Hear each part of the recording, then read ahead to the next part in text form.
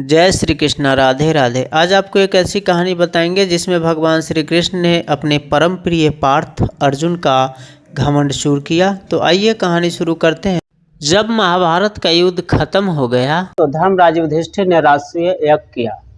यज्ञ के बाद ब्राह्मणों को मुंह मांगा दान दिया, खूब भोजन कराया, खूब सत्कार किया। इस बात का अहंकार अर्जुन को हो गया कि मेरे भाई जैसा दानी इस दुनिया में कोई नहीं है। उसने भगवान श्री कृष्ण से कहा कि धर्मराज युधिष्ठिर जैसा दानी इस दुनिया में कोई नहीं है। भगवान श्री कृष्ण अर्जुन की बातों को सुनकर मन ही मन मुस्कुराए। जब भगवान श्री कृष्ण मन ही मन मुस्कुराए तब अर्जुन को आश्चर्य हुआ। अर्जुन ने मन में सोचा कि आखिर भगवान श्री कृष्ण को मेरी बातों पर हंसी क्यों आई। उसने भगवान श्री कृष्ण से पूछा कि भगवान, आपने मेरी बातों पर हंसा क्यों। भगवान श्री कृष्ण ने कहा कि अर्जुन, तुम्हारे भैया जो धर्मराज युधिष्ठिर है, वो दानियों में सबसे नीचे है।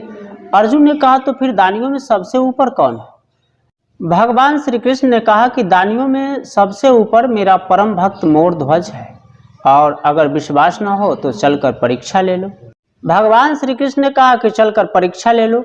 अब अर्जुन और भगवान श्री कृष्ण ने ब्राह्मण का वेश बनाया।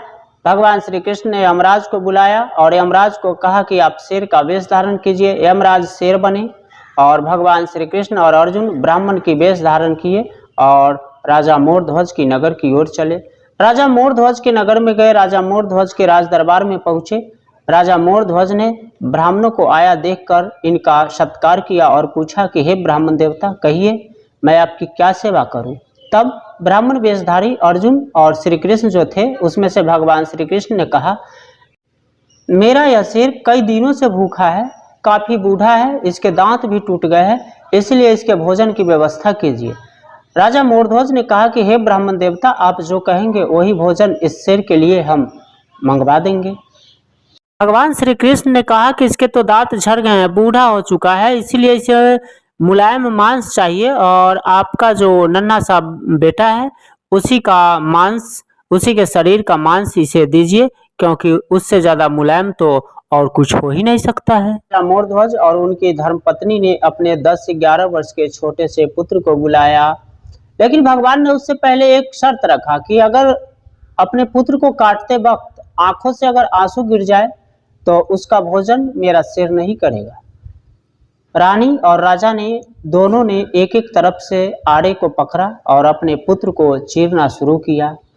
अब रानी और राजा ने अपने पुत्र को काटकर भगवान के सामने यानी ब्राह्मण वेशधारी अर्जुन और भगवान श्री कृष्ण के सामने मांस को लाया और बोला कि महाराज, कहाँ है आपका शेर, बुलाइए, भोजन लेकर आ गया।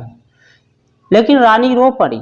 भगवान श्री कृष्ण ने कहा कि यह तो नियमों का उल्लंघन है, अब मेरा शेर यह मांस नहीं खाएगा।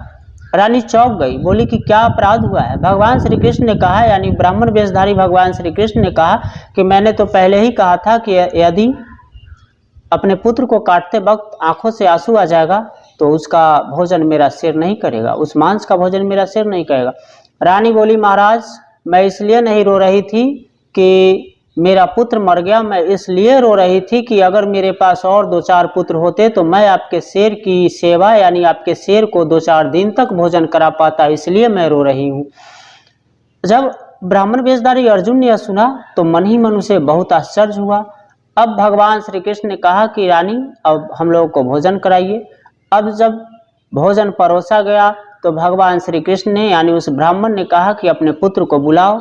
अब रानी तो किम कर्तव्य विमूढ़ हो गई। रानी सोचने लगी कि मेरा पुत्र तो अब मर चुका है।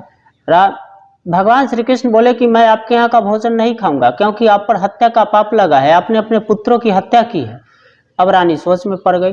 भगवान श्री कृष्ण ने कहा कि अपने पुत्र को एक बार आवाज देकर तो देखो। मोरध्वज की पत्नी ने अपने बेटे को पुकारा। बेटा का नाम ताम्रध्वज था।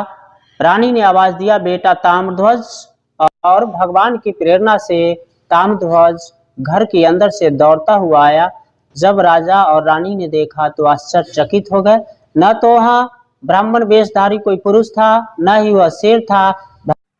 भगवान स्वयं चतुर्भुज रूप में प्रकट हो गए और दर्शन देकर राजा और रानी को कृतार्थ किया। राजा और रानी धन्य हो गए। अर्जुन भगवान श्री कृष्ण के चरणों में गिर पड़ा, उसका अभिमान चूर चूर हो गया। कार भगवान ने अर्जुन का अहंकार चूर किया। तो आज की कथा में बस इतना ही। कल मिलेंगे किसी नए कथा के साथ। तब तक के लिए राधे राधे, जय श्री कृष्ण।